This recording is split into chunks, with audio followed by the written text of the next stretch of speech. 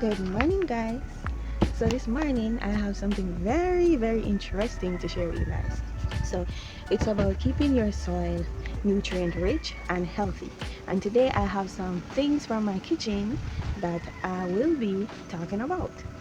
So the first one is some plantain skins. I have both the green and the turn plantain or yellow plantain.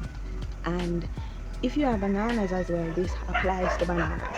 So plantains and bananas, these are high in potassium, guys. So if you have these in your kitchen, or if you have any of these among your produce and you know you're going to use them, please stop throwing away the skins.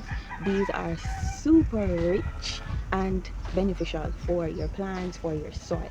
So this specific one that I have in this bowl, I cannot immediately use it on my plants to impart benefits to them. So this right here, I will put in my compost bin, or I can use it to make compost tea. But I'm not making any tea right now, so I will be composting these. Now, if you want a quicker, faster alternative, something that you can use on your plants immediately, you can go for the compost tea, or you can try this next best method.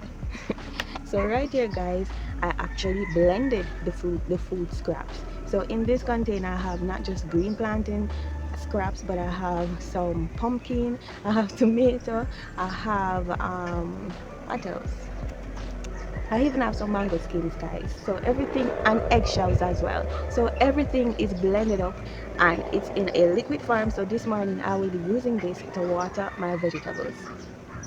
Now, when you do the blending method, guys, you will have to strain it because there will be some trash. No, I wouldn't advise you to throw this on your plants because this can attract pests, right? Unless you'll just, dig up the soil and bury it beneath it. But if you don't want to disturb the roots of your plant, I would say just strain it and add this to your compost bin as well, or your compost tea. Now I will talk about compost tea in another video, but this morning we're focusing on the blended version of foods, the blended version of the food scraps, and we're also focusing on composting uh, without water, right? So I'm going to go ahead and throw this in my compost bin. I'll show you my little compost bin, guys. Now there's a funny story to my compost bin, right? At first it was actually a compost tea bucket, but something went on. Maybe the gases were too much and it burst the bucket. So the bucket now has a hole, and I noticed that it was leaking out my very rich compost tea. And I didn't understand what was happening for a while, and then one day when I came out I realized the bucket had this big burst on it, or this hole rather. So I just, instead of feeling disappointed and discouraged, I just decided to turn it into a composting without water. So right now I'm just going to go ahead, guys.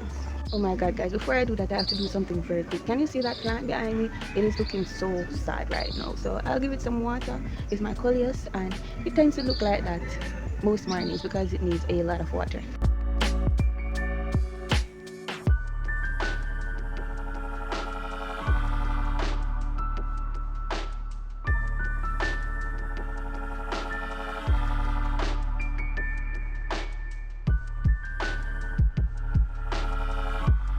So now that that's out the way, let's move to my compost bin, my no water compost bin.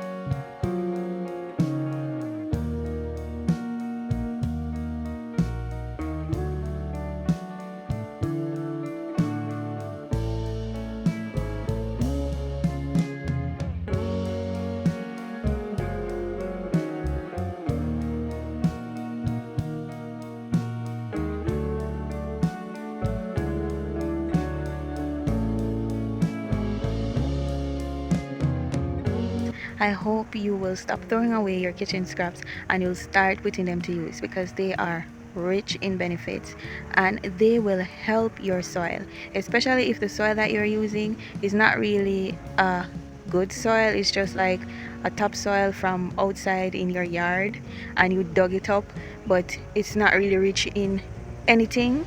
You can build that soil by doing what I just showed you guys.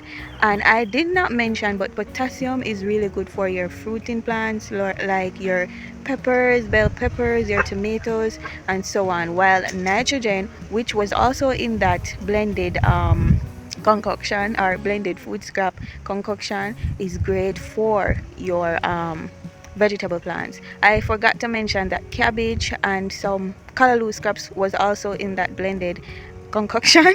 Let's call it blended concoction, or blended, no, let's call it blended tea, blended food scrap tea. What is this thing? Blended food scrap tea. So my plants, not just the fruiting one but the vegetables, will also benefit from that. The roots and the leaves will become healthier, more lush, and once your plants are fortified with good beneficial nutrients, they will have the ability to withstand adverse conditions, to withstand pest attacks, and they will just be healthier overall. So just start doing that, guys, and you will see a big difference in your vegetable garden. Thank you so much for watching. I hope you will like, share, and subscribe. And if you would like to share anything with me in the comment section about gardening, I would so appreciate it, because guys, I'm sort of new to gardening, so I am learning as I garden. So I don't know everything yet. I don't even think I know a lot, but the little that I know, I'm sharing it and I'm learning as I go. So feel free to share in the comments anything, any tips, any tricks that you might have that you would want me to try out. Thank you so much, guys. Bye.